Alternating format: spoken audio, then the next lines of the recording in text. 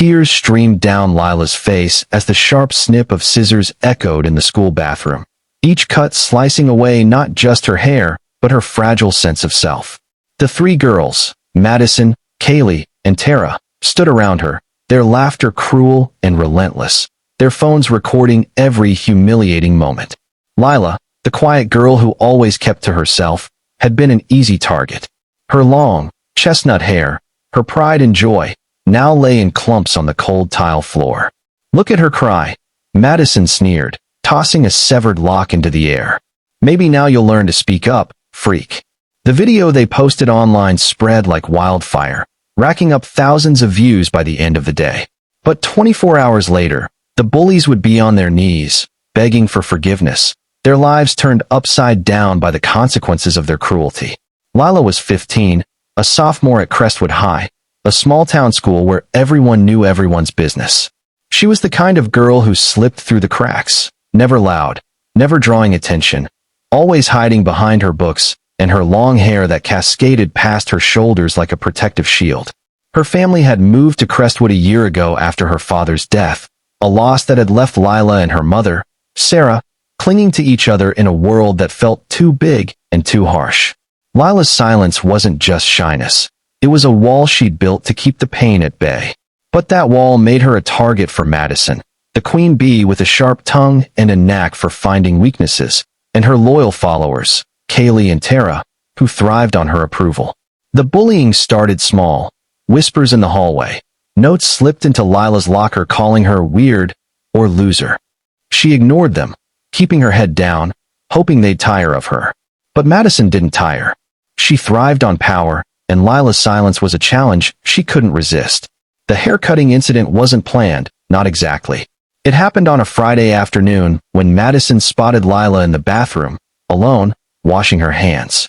"Hey, quiet girl," Madison had called, her voice dripping with mockery. Lila froze, her heart pounding. Before she could escape, Kaylee blocked the door, and Tara pulled out her phone. Madison grabbed a pair of scissors from her bag, one she used for art class, and waved them in front of Lila's face. "Let's give you a makeover," she said, her smile cold. Lila didn't fight back. She stood there, trembling, as Madison grabbed a handful of her hair and cut. The first snip felt like a punch to the gut. By the third, Lila was sobbing, her vision blurred with tears. The girls laughed, their voices overlapping in a cacophony of cruelty. When they were done, Lila's hair was a jagged mess, barely reaching her chin. They left her there, crumpled on the floor, and uploaded the video to social media with the caption, "Quiet girl gets what she deserves." By the time Lila stumbled home, the video had already gone viral. Sarah knew something was wrong the moment Lila walked through the door. Her daughter's eyes were red, her hair a chaotic chop, and her usual silence felt heavier, like a scream trapped inside. "Lila, what happened?" Sarah asked, her voice trembling. Lila broke down, collapsing into her mother's arms, the story spilling out between sobs. Sarah's heart shattered, but her anger burned hotter. She wanted to storm the school, confront the girls, demand justice. But Lila begged her not to. "It'll make it worse," she whispered. Sarah reluctantly agreed, but she wasn't about to let this go. She called the school, reported the incident, and demanded a meeting with the principal. Then, she sat with Lila, brushing her uneven hair, promising her that they'd get through this together. At school, the video's spread was unstoppable. Classmates whispered and pointed as Lila walked by, her hoodie pulled up to hide her hair. Some laughed, others looked away, uncomfortable but unwilling to step in. The principal, Mr. Hargrove, called an emergency meeting with Madison, Kaylee, Tara, and their parents. The girls were defiant at first, claiming it was just a prank. But the evidence was undeniable, and the school suspended them for a week. Their parents were furious, not at their daughters, but at the school for overreacting. Madison's mother, a prominent lawyer, threatened to sue, insisting her daughter was being unfairly targeted. The punishment felt like a slap on the wrist to Lila, who still had to face the stares and whispers every day. But the story didn't end with the suspension. The video had reached far beyond Crestwood. A local news outlet picked it up, then a national one. People across the country were outraged, sharing Lila's story with hashtags like #JusticeForLila. A popular beauty vlogger, Emma Grace, saw the video and posted a tearful reaction, calling for action against bullying.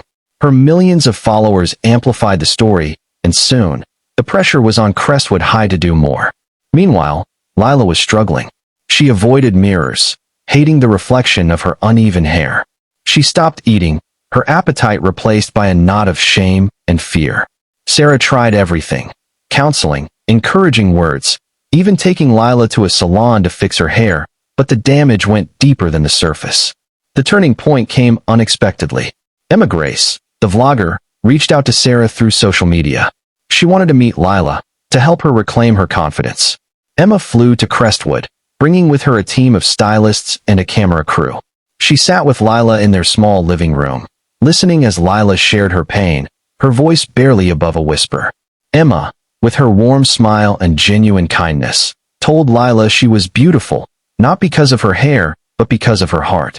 They spent the day at a salon, where the stylists worked magic, giving Lila a sleek, chin-length bob that made her feel like herself again.